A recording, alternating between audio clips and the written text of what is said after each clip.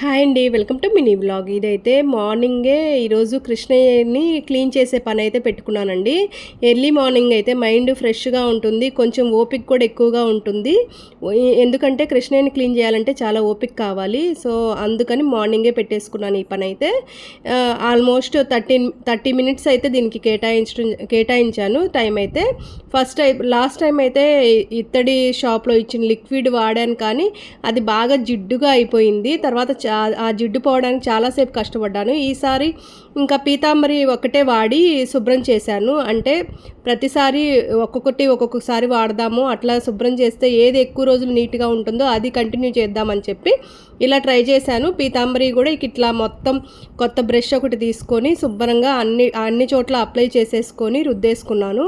నాకెందుకో ఈ ఇంట్లో ఏ ఐటెం తీసుకోవాలన్నా, ఏ వస్తువు తీసుకోవాలన్నా ముందుగా ఆలోచించేదైతే ఇది మనం నీట్‌గా మెయింటైన్ చేయగలమా? చేయలేమా? అని. సో, అందుకని నేను చాలా చిన్న కృష్ణయ్యని తీసుకున్నాను. అలాగే నీట్‌గా మెయింటైన్ చేసుకోగలుగుతున్నాను.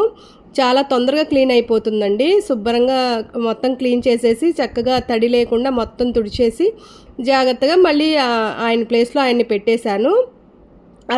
క్లీన్ చేశాక అలా చూస్తాం చాలా హ్యాపీగా అనిపించింది. మీకెలా అనిపించింది కామెంట్ చేయండి. ఇంతేనండి ఈ వీడియో. Bye bye.